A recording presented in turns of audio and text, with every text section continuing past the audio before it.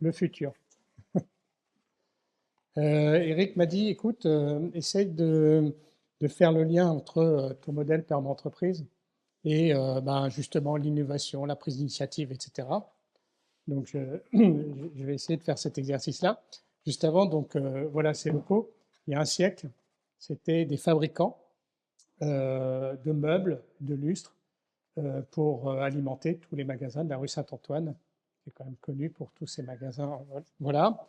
Et ça a vécu comme ça. Et puis, à la fin du XXe siècle, il y a une PME fantastique qui a repris ses locaux pour en faire des showrooms dans Paris. Et cette PME, son objectif, c'était de faire les meubles, tout le mobilier art déco pour les gens les plus riches au monde.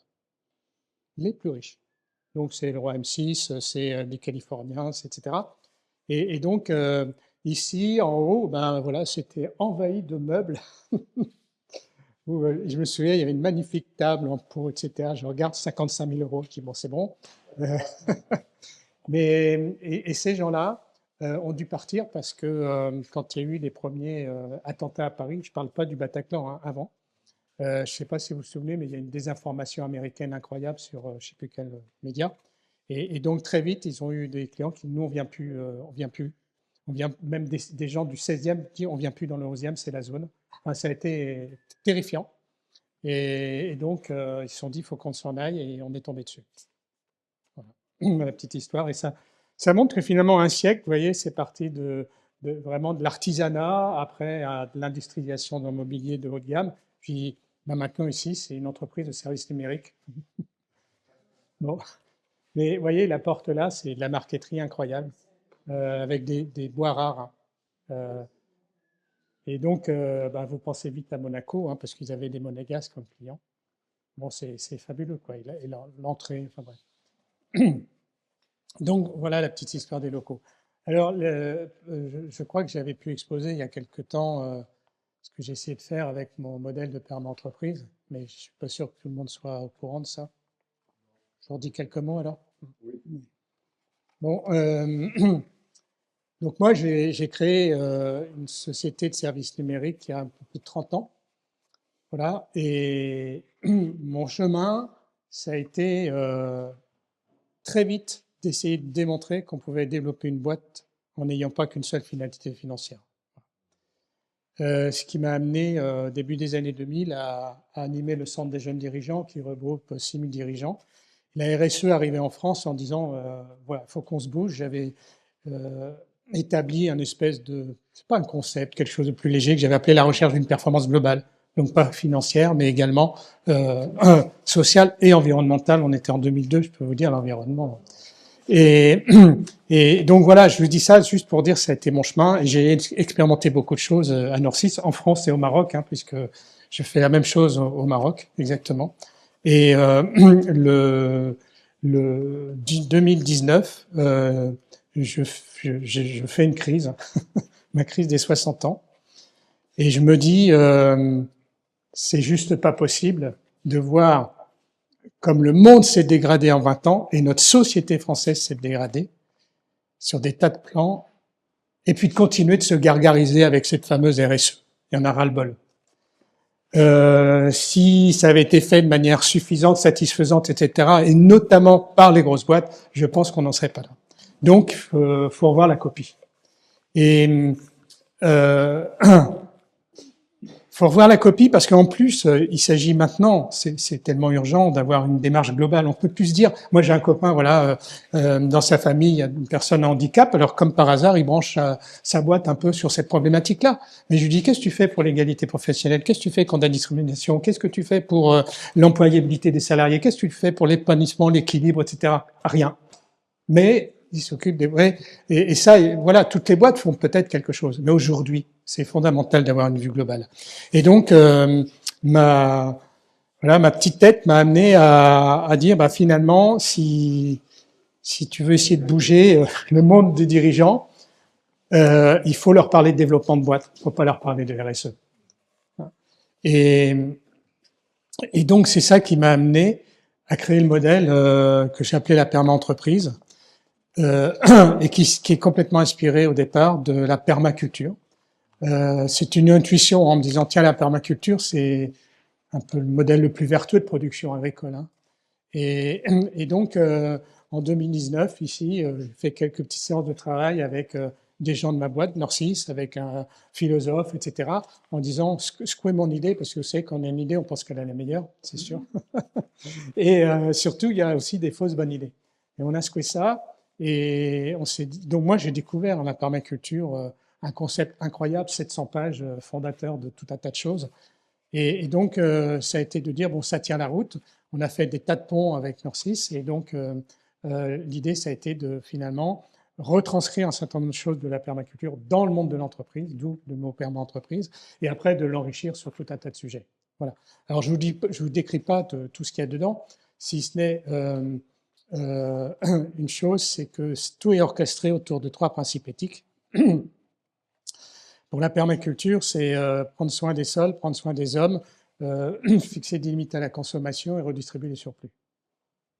Donc moi, j'ai retraduit ça en disant prendre soin des humains, des femmes, des hommes, voire du vivant, prendre soin de la planète, évidemment pas que le sol. Et le dernier, qui est le plus fondamental, c'est créer de la richesse en se fixant des limites et en la redistribuant équitablement. Voilà. Donc c'est vrai que ce modèle dérange. Dès que vous dites redistribuer, dans le monde patronal, on dérange. Voilà, faut le savoir. Mais pourtant, c'est le problème numéro 1 du monde, clairement. Donc, ce modèle, il a des concepts, il a des objectifs d'impact, il a des principes de design, enfin, il a tout un tas de trucs.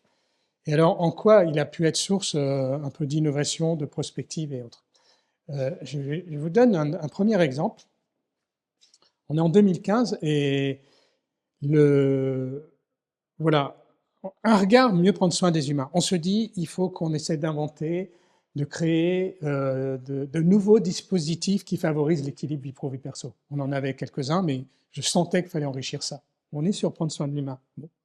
Mais à côté de ça, préserver la planète, on était je crois, ça fait, notre premier bilan carbone, c'est 2007, donc on n'arrivait plus à bouger les lignes. On avait fait ce qu'on avait pu, mais vous savez, notre bilan, c'était 55% lié au déplacement. Et donc, c'est là-dessus qu'il faut jouer. Et vous voyez, équilibre vie pro-perso, finalement, si on veut vraiment baisser nos émissions, c'est le déplacement, tout ça, ça nous a amené à quoi? À mettre en place le télétravail. Et c'était difficile parce que pas un de nos clients l'acceptait. La France était bloquée là-dessus, hein, clairement. Et on savait que des salariés, on a des salariés ici, dans des agences, puis on a des salariés chez les clients. Les salariés chez les clients allaient être finalement très frustrés de voir leurs petits copains, clac, clac, télétravail, etc. Mais on s'est dit, tant pis, on va l'assumer parce qu'on sentait que c'était fondamental. Bon, je sentais pas le Covid quand même. Hein. Je suis pas. Mais ceci étant, quand vous avez vu la panique dans les boîtes en 2020, moi je dis bien fait pour les boîtes. Bien fait. Voilà. J'aime pas tellement le monde des dirigeants. Mais bien fait pour eux, parce que on est tellement conservateur en France, on n'ose pas innover, on n'ose pas casser des règles, on n'est pas disruptif. Et puis finalement, voilà. Donc, vous voyez, un exemple de la perma-entreprise, c'est aussi le système et sa méthodologie, puisqu'on a tout mis dans un bouquin pour que les gens s'en emparent, c'est de pousser à anticiper les choses. Et pour anticiper, il faut faire de la veille. Et je crois qu'il faudrait rajouter ce mot-là dans votre projet quelque part, parce que c'est encore renforcé par l'IA. L'IA pousse à vraiment à mettre en place des dispositifs de veille permanents. C'est fondamental. Donc voilà un exemple. Qu'est-ce que je peux prendre comme exemple? J'avais mis ça sur mon petit téléphone. Oui, ça c'est génial. Dans permaculture, il y a aussi, donc, ils appellent ça des principes de design. Et c'est là où on se dit, putain, ils ont écrit ça il y a 15 ans, c'était faire un usage modéré des ressources polluantes, tendre vers les ressources renouvelables, ne pas produire de déchets, enfin, que des sujets d'actualité, quoi, hein, pour ça. Mais il y en a deux que je vais vous citer. Il y en a un, c'est régénérer. Bon, alors ce mot-là est devenu un peu valise hein, entre nous, mais où j'entends pas beaucoup. Parce que c'est régénérer, alors ouais, régénérer des ressources, etc. Comme si on pouvait régénérer des métaux rares. Déjà, c'est pas vrai. Bon, on peut régénérer certaines choses par la réutilisation, par le recyclage, mais c'est tout. Mais pour moi, régénérer, le champ des possibles que ça ouvre, c'est de dire, mais oui, mais il faut régénérer les ressources humaines de votre entreprise. Et ça, c'est top, parce que c'est un champ énorme d'actions à mener, d'expérimentation. Pourquoi c'est un champ énorme? Parce que effectivement, on se régénère pas tous de la même manière. Donc il faut ouvrir plein de jeux pour que les collabs finalement trouvent la chaussure à leurs pieds. Hein. Et puis parce que régénérer, on peut faire tout ce qu'on veut si on a un management qui est directif, qui est manque de dialogue, etc. Arrêtons tout, quoi. Donc, vous voyez, le modèle PERMA, c'est ça. C'est qu'il impulse des champs des possibles par justement des regards comme ça. Donc j'ai pris l'exemple de la régénération, mais il y a un autre principe qui vient de la permaculture, c'est il faut faire usage des bordures, des lisières. Je fais ça, mais il y a un champ qui a sa biodiversité, une forêt qui a une autre biodiversité, et il y a une bordure, là, il y a une lisière. Et celle-là, elle est encore bien plus riche. Donc la permaculture dit surtout utiliser cette biodiversité-là et préserver-la. Ah, c'est quoi les bordures pour une boîte? Eh ben voilà, ça, c'est top. Parce que ça pousse vraiment à être créatif, etc. Et vous voyez, moi, une des bordures dans ma boîte, c'est de dire, au-delà de nos compétences et de ce qu'on sait faire, il y a un certain nombre de collabs qui en ont d'autres, parce qu'ils sont dans le monde associatif, parce qu'ils ont des passions, parce qu'ils ont appris à faire des choses. Et c'est dommage de s'affranchir de ça, parce que ça peut être utile. Et donc, ma bordure, c'était de dire, pour un certain nombre de personnes, tiens, prends 10-15% de ton temps, tu viens dans un collectif, et voilà, et tu vas pouvoir te lâcher avec tout ce que tu as en toi. Et ce groupe, c'était 2015, je l'ai appelé les Pirates. Voilà, pourquoi? Parce que son objectif, c'était de réinventer l'entreprise. Et ça reste de réinventer l'entreprise. Et donc, effectivement, tous ces savoirs, ces compétences, etc., cette diversité qu'il y a amené à des choses assez intéressantes. Voilà un exemple de bordure. Mais vous voyez, on peut creuser, et donc c'est en cela que le modèle PERMA pousse à des choses comme ça. Alors, un autre exemple de... ouais, donc, on a cherché à l'impulser, enfin, bien évidemment, à tout expérimenter à Nord6, hein, et ça fait 700 personnes, donc ça commence à... Parce qu'on dit toujours, oui, les petites boîtes, mais les grosses, mais les moyennes aussi. Bon, c'est important de montrer que ça peut fonctionner pour des boîtes d'une certaine taille. Mais donc 2020, et assez vite, je me suis dit, tiens, il faut que le modèle se contente pas de donner un cadre, finalement, avec des tas de concepts et de méthodologies, il faut aller plus loin. Et donc, j'ai appelé ça, d'où le deuxième bouquin, le perma-dirigeant. C'est-à-dire que, pour moi, le modèle doit aussi être là pour faire... on parlait de signaux faibles, des fois c'est même plus faible, hein, mais pour pousser à anticiper des nouvelles tendances. Et donc, il y a 4 ans, 3 ans, j'insistais par exemple sur la démocratie en entreprise. Pourquoi j'avais senti ça? Parce que j'étais président de Greenpeace et c'est un monde. Hein. J'ai une association Réseau Étincelle que j'anime pour les jeunes décrocheurs. Je voyais bien tous ces jeunes qui cherchaient quelque chose dans le monde associatif. Et qu'est-ce qu'ils cherchaient? Plus de démocratie. Je parle même pas de géopolitique. Mais vous voyez, et je me suis dit, ça, c'est inévitable. Si on veut respecter le regard des jeunes sur l'entreprise, il va falloir tendre vers plus de démocratie. Et on y est. Hein. Ce mot-là, ça y est, vous commencez à le voir par-ci, par-là, etc. Alors, néanmoins, qu'est-ce qu'on fait? Donc, parce que il y a un raccourci qui dit oui, mais finalement, la démocratie, c'est les coopératives.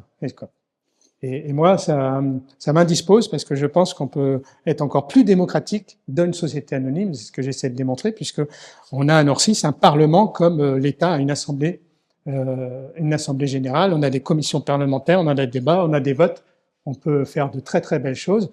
Voilà encore des champs des possibles ouverts. Et vous voyez, bon, tu parlais de prospective 3-5 ans, mais je pense qu'on est sur 3 ans. Enfin, faut se bouger, faut aller assez vite. Et là encore, je pense que souvent on me dit, mais ouais, tout ça, ok, c'est beau, machin, mais concrètement, ben oui, mais avant la crise dans l'informatique de 2023, on avait un turnover 3 fois inférieur à tous nos concurrents. Ça vaut de l'argent, hein. Et sur 700 personnes, ça vaut beaucoup d'argent. On avait un taux d'absentéisme de 3 jours en moyenne par salarié. Le secteur privé, c'est 12 à 15. Vous voyez le nombre de jours de production que vous récupérez. Donc, tout ça, c'est pas, comment dirais-je, de l'utopie, surtout pas. C'est une autre vision du capitalisme, c'est clair, mais c'est là aussi pour faire réussir financièrement l'entreprise. Donc, ça, c'est un exemple, mais la démocratie, mais j'ai tenté parce que c'est difficile. Je pense que un des problèmes enfin, on en a tellement en France, mais il y en a un dans le monde de l'entreprise, c'est cette culture du dialogue social qui est une culture d'affrontement terrible, de radicalisme, et finalement, le dialogue social sert rarement à la réussite de l'entreprise, très rarement. Et des fois, je me demande s'il sert même les salariés. Et donc, j'ai eu du bol parce que la CFDT est devenue amoureux de la perma-entreprise. Donc, je lui dis, bah, si c'est ça, dedans, là, il y a 24 objectifs d'impact. Donc, c'est de dire, voilà, on définit ses enjeux, etc., on définit les actions qu'on veut mener, on donne des objectifs, et il y en a 24 imposés. Et donc, je dis, bah, à ce moment-là, on part de ça et on fait un accord de méthode global au nom de la CFDT pour que vous puissiez aller voir les directions de boîte en disant, voilà, il faut arrêter de siloter les choses, il faut au contraire avoir une vue globale, parce qu'il y a énormément d'interdépendance entre l'économique, le social, l'environnement, etc. Et donc, on a bâti ça. Et mon but, c'était aussi de dire, voilà, on peut, bien sûr qu'il y a des sujets difficiles, mais on peut aussi faire évoluer cette culture du dialogue social, parce qu'avec des accords comme ça, on ouvre des échanges. Alors, c'est la CFDT, ils sont progressistes, hein, mais quand on m'a dit, bah tu vois, là, exemple, réduire ses émissions, ah non, mais toi, tu dis c'est incontournable, c'est obligatoire, non, on peut pas, faut mettre que c'est optionnel. Bon, voilà, donc c'est juste pour vous dire, on en était. Hein. Et il y a des sujets sur l'environnement, sur la distribution, on m'a dit non, mais là, faut surtout pas dire que c'est incontournable tout ça. Faut juste dire pouvoir en parler avec une direction. Voilà, pouvoir en parler, pour vous dire. Mais c'est intéressant parce que moi, même si j'ai débuté ma carrière dans une grosse boîte, après j'ai pris de la distance avec ça, et il faut les écouter par rapport aux grosses boîtes. Hein. Mais bon, voilà, pour vous dire que là, on est dans l'innovation pure. Je pense que si on fait bouger des lignes, ça sera au-delà de 3-5 ans. Mais bon, c'est pas grave, faut essayer. Ça mérite d'essayer. Il y a des gens magnifiques hein, dans ces centrales, même CGT. Hein. Des gens hyper compétents, etc. Mais le problème, c'est qu'ils sont dans le système. Et puis, sur le terrain, il n'y a pas de niveau de réflexion qu'il y a dans la centrale. Je vais finir en disant, voilà, la perma, c'est aussi un cadre avec une méthodologie, mais qui se veut surtout pas normative. On dit c'est un cadre, mais qui permet de sortir du cadre. Ça, c'est fondamental. Il faut contextualiser. Les entreprises sont trop différentes les unes des autres dans leur histoire, dans leur taille, donc pour pouvoir normaliser quelque chose.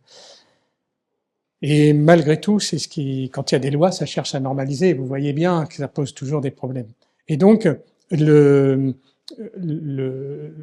nom de la PERMA, par rapport aux boîtes qui nous suivent, nous, ce qu'on pousse, c'est, ben, vous comprenez tout ce qu'il y a derrière, mais c'est aussi de dire, finalement, trouve tes initiatives, trouve tes innovations ou tes expérimentations.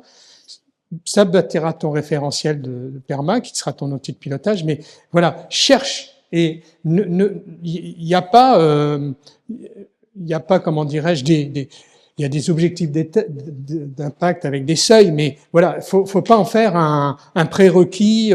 Lui, il a fait ça, je dois faire la même chose, etc. Il faut vraiment trouver tous tes dispositifs pour pouvoir incarner la PERMA et les principes éthiques. Et je vous dis ça parce que voilà, nous, on a poussé très loin.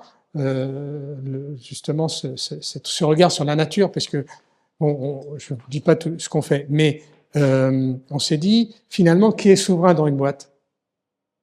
L'actionnaire. L'actionnaire. Il peut imposer ce qu'il veut, donc c'est lui le souverain. Et on s'est dit, ben, si au niveau de Norcis, on veut finalement que la nature soit réellement très forte, faut qu'elle devienne souveraine. Elle devienne souveraine. Donc la nature, certes représentée par quelqu'un quand même, mais elle est actionnaire de Norcis. Et bon, il y a un dispositif qu'on a mis en place, je n'ai pas le temps d'en parler, mais on est allé jusqu'à, il s'appelle France, il a la délégation de tous les sujets qui touchent la nature au nom de notre conseil d'administration, et il peut aller jusqu'à droit de veto. Voilà. Donc on a poussé vraiment au bout de la démarche. Alors souvent on me dit non mais t'es fou, le droit de veto, surtout avec l'IA. Mais j'ai dit le droit de veto, voilà, ça c'est très français. Tout de suite, ouais, on se braque, on ferme les jeux. Pour moi, le droit de veto, c'est dire non, ta copie n'est pas bonne. Mais tu peux la revoir ta copie. Tu peux la réétudier, tu peux modifier certains paramètres, tu peux, enfin voilà. Et pour moi, c'est ça qui est important, c'est de pouvoir dire. Finalement, un droit de veto, c'est un droit de dire revois ta copie, retravaillez-les là, et puis on aboutira sans doute à quelque chose.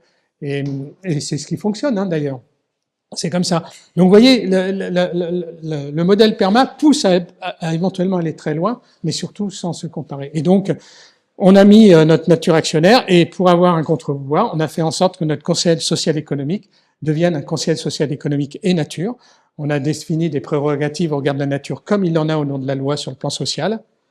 Hein, c'est assez copié. Enfin voilà. Et donc faire en sorte que peu à peu montent en compétence des membres du CSEN pour pouvoir. Et il y en a un qui est dans un haut conseil, puisqu'on a notre nature actionnaire, on a notre élu nature, mais on s'est dit c'est pas suffisant.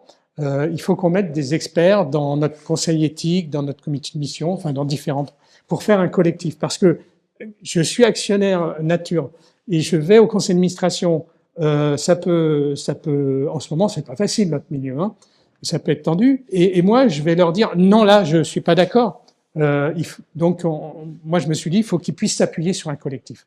Ça le rendra plus fort, ça sera de l'argumentation collective, hein, ce que tout à l'heure. Et ouais, j'ai dit à Eric qui me dit ça. Mais bon, voilà, je vais finir là-dessus, c'est que il y a énormément de choses à continuer d'inventer dans le monde de l'entreprise. Ça, c'est sûr. Et voilà, le prochain épisode pour moi, c'est l'IA par rapport à la perma-entreprise.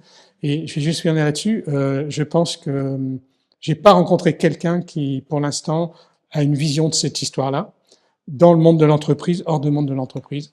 Je pense qu'on nous balade. Donc il y a vraiment moyen de travailler là-dessus, hein, quand on s'appelle Framework du futur. Merci.